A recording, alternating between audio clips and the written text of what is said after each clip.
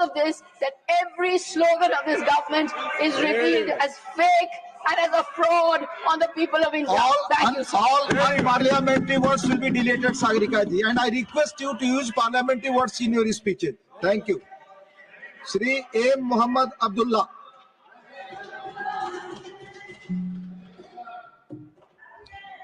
Mike. Thank you, Honorable Deputy Chairman, sir. Let him speak. Sir. Please. Sir, All the members get up. Stop Please sit down. sir. Please sit down. Mr. Abdullah, please speak. Please speak. Mr. Abdullah. Make the House order, sir. House is in order, you speak. Thank you, Honorable Deputy Chairman, sir. I rise to speak on the finance bill with the statement by our party DMK founder leader and veteran chief minister பேரறிஞர் அண்ணா கூட்டாட்சி முறையை ஒட்டை ஆட்சி முறையாக்கும் முயற்சிக்கு கிளம்பி உள்ள எதிர்ப்பின் ஈட்டி முனைதான் நாங்கள் means we are the spreader of resistance against the attempt to turn the federal system into a unitary rule. Sir, right from the two language policy to the demand for fair delimitation, our Honorable Chief Minister through MK Stalin has continuously shown his union government about the principles of good Dravidian model governance. The Tamil Nadu has always stood as a beacon of social justice, federal rights, and inclusive development, providing that progressive policies lead to real growth and empowerment. However, this union government refuses to learn anything even from its mistake in the past. Instead of adopting successful government models, it continues to impose flawed policies, suppress state rights, and push its regressive agenda. Whether it is deliberate erosion of federalism, the failure to ensure fair representation, or the continuous neglect of states like Tamil Nadu, this government has shown nothing but arrogance and indifference to democratic values. Sir, the union government has shown no regard for the welfare of people of the nation in the face of ongoing authoritarian initiative such as the one nation, one election, and one nation, one language policies, thereby destroying the beautiful principle of unity in diversity, the bedrock on which this nation has been built. This government is built on fake promises and deception. The people of India trusted it to bring economic growth, job creation, and financial stability. Instead, they have been met with unemployment, financial mismanagement, and policies that burden the common people while favoring their corporate paymasters who is funding them through electoral bonds. The Prime Minister's assurance of creating 2 crore jobs annually remain unfulfilled.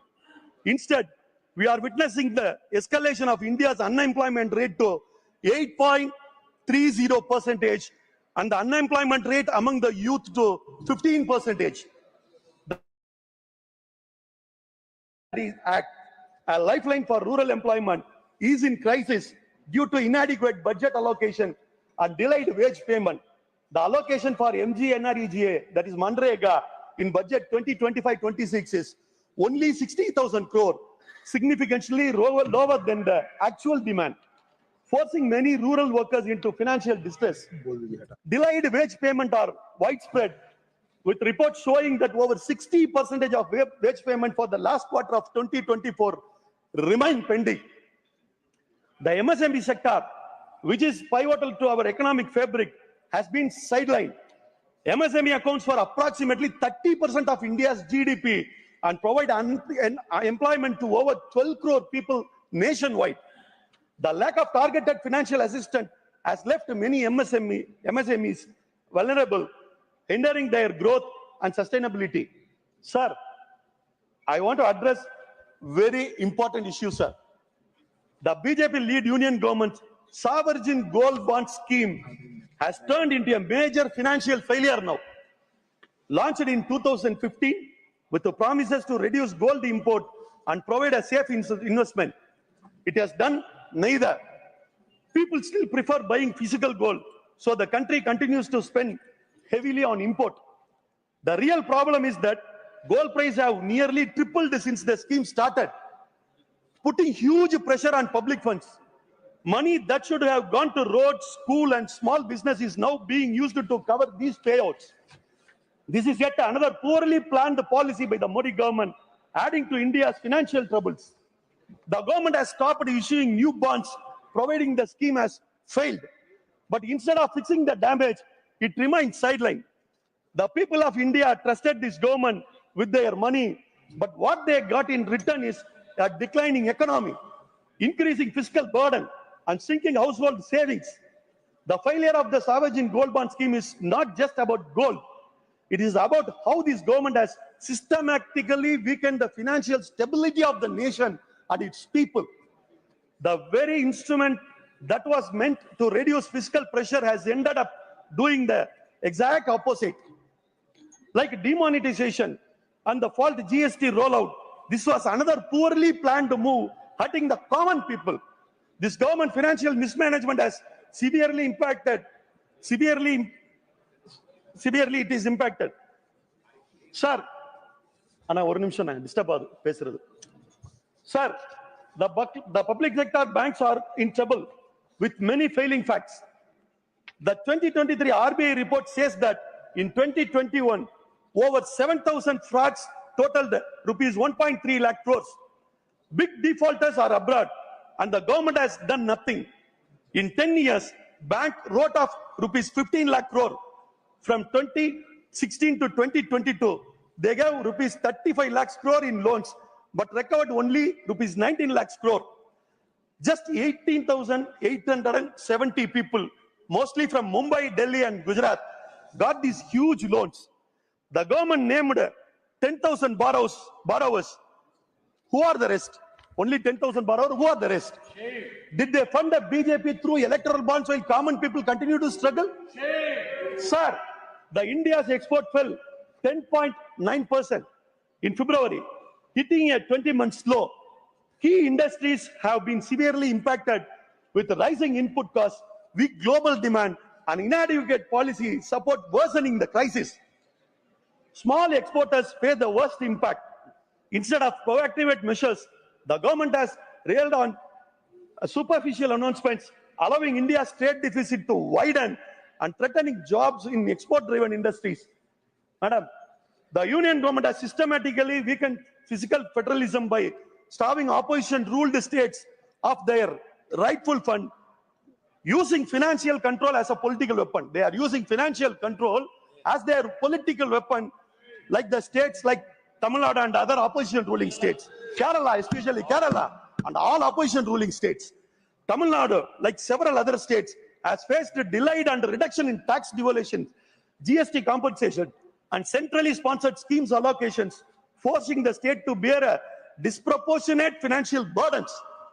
The center's unfair revenue sharing policies and conditional fund disbursements undermine state autonomy. This deliberate squeezing of funds not only weakens state economies, but also disrupt governance, providing the union government prioritize political control over equitable federalism. The Tamil Nadu is one of the largest contributors to India's economy, excelling in manufacturing, exports, and services, making it a key driver of national economic growth. However, despite its suspension, Tamil Nadu's share in central tax devolutions has been consistently declining. Historically, the state received 7.831% of central taxes under 9th Finance Commission. Kindly note that Tamil Nadu received 7.831% of central taxes under the 9th Finance Commission, but this is now dropped to just 4.079% under the 15th Finance Commission. Half of the amount has been cut. This reduction has placed a significant financial burden on the state government, limiting its ability to fund crucial infrastructure projects, implement welfare schemes, and respond effectively to disasters. While the union government has set the all-over tax devolution to the state at 21% in practice, the actual disbursement has often been lower. This disparately affects the state's ability to undertake timely development initiatives, despite its strong financial management and economic performance. The BJP-led union government is not only cheating Tamil Nadu, but also betraying Uttar Pradesh also, where people voted for them with the hope of better governance. This betrayal of northern states proves that their education funding strategy is not about development, but about political manipulations. This is why the people of UP rejected you in 2024, especially in Ayodhya, and will throw you out in 2029, I hope. While it showers Uttar Pradesh and other BJP-ruled states with massive funds, the reality on the ground is a disaster. From 2015 to 2025, these 10 years, Uttar Pradesh alone has received over rupees 8 lakh crore in education fund. Rupees 8 lakh within 10 years. Rupees 8 lakh crore education fund Uttar Pradesh alone got. Yet it is literacy rate remains at 67.68% only, and its gross enrollment ratio in higher education stands at just 28.1%. The BJP-led government conveniently divert public attention with a hate speech instead of fixing its broken system. Bulldozer, yes. The union government acts as it is developing north, but in reality, it is keeping them uneducated, dependent, and easy to manipulate for elections. Meanwhile, Tamil Nadu, one of the India's top performing states in education, with an 82% literacy rate and GER of 51.4%, has been denied rupees 2,152 crore for covering essential expenses such as teacher's salary, school infrastructure, and right to education reimbursements under Samakkara Shiksha. I'm sorry, Samakkara Shiksha. Sorry, it is not coming to me rightly. Yeah, Samakkara Shiksha, because it refuses to implement the flawed national education policy 2022. The message is, you learn Tamil, then I will learn Hindi. The message is clear. The message is clear. If a state prioritizes real education over BJP's political agenda, it will be punished. The message is clear. If a state, the message is clear. If a state prioritizes real education over BJP's political agenda, it will be punished. It undermines Tamil Nadu's state autonomy and disregarding the state's well-established education policies. The NEPP 2020 three-language formula faces strong resistance in Tamil Nadu, which uploads a two-language policy of Tamil and English. Rooted in opposition to Hindi imposition, our state policy has yielded successful education outcomes tailored to the unique need of our state. Forcing change disturb an effective system. India needs schools, not slogans. India needs schools, not slogans. This union government's investment in healthcare is also bitter. Despite pouring in massive funds, UP remains one of the worst performing states in healthcare, providing that the money is either misused, looted, or inefficiently managed. While Tamil Nadu, with a fraction of the funding, delivers world-class healthcare, UP continues to struggle, exposing the BJP corruption and misplaced priorities. In 2024-25, Uttar Pradesh was allotted rupees 50,550 crore, almost 50,000 crore under NHM and Ayushman Bharat, whereas Tamil Nadu, a state that has continuously outperformed UP in healthcare, receives only 3,100 crore. UP got 50,550 crore, and a successive, progressive Tamil Nadu healthcare got only rupees 3,100 crores, nearly 3,000 in NHM funding. 116 of what UP gets. Yeah, that is also.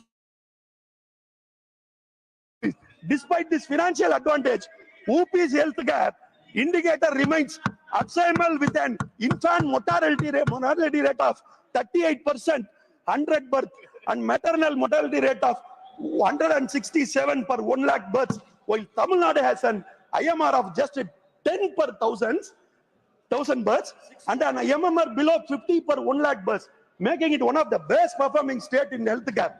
The real question is, where is all this money going? The real question is, where is all this money going?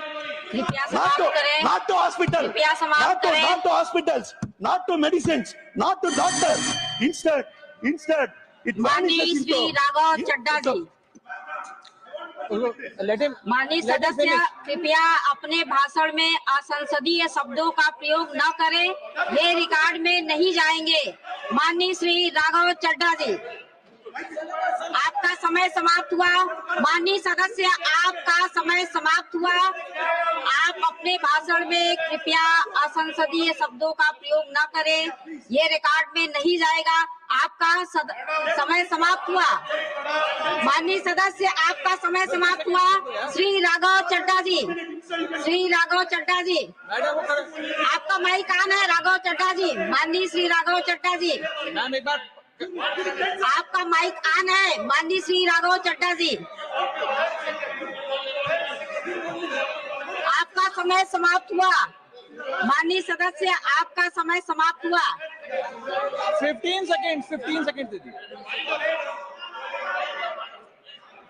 आधा second, ठीक है। माननीय सदस्य, आधा second, आधा minute. माननीय सदस्य, आधा minute. National education policy, useless medical infrastructure, a youth population without means to survive, rising prices of essential commodities, a shortfall in the value of Indian rupee against US dollar.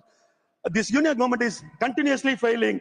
Yes, there is no bigger disaster for the people of India than the BJP government ruling the country. They actually don't rule, they ruin. With this, I conclude. Thank you, ma'am. माननीय Shri Raghav Chadha ji, 10 minute. शुक्रिया madam. Tax to live, tax to die and tax everything in between. इस जीवन में दो ही चीजें निश्चित हैं। There are only two things that are certain, death यानी कि मृत्यु, और दूसरा है टैक्स। इस जहां से उस जहां तक जहां भी जाओगे, हर मोड़ पर हर जगह मुझे ही पाओगे, यानी कि टैक्स। मैडम, सपना था विश्व गुरु बनने का, बन गए हम टैक्स गुरु। और इतना टैक्स जो भारत की आबादी सरकार के खजाने में डालती है, उसके बदले सरकार जनता को देती क्या है, ये बहुत बड़ा सवाल है। कौन सी ऐसी हाई क्वालिटी सर्विस है जो फ्री ऑफ कॉस्ट जनता को दी जाती है? क्या हमें quality health care free of cost मिलता है? नहीं मिलता। क्या हमें वर्ल्ड क्लास एजुकेशन मिलती है? नहीं मिलती। क्या हमें फ्री वर्ल्ड क्लास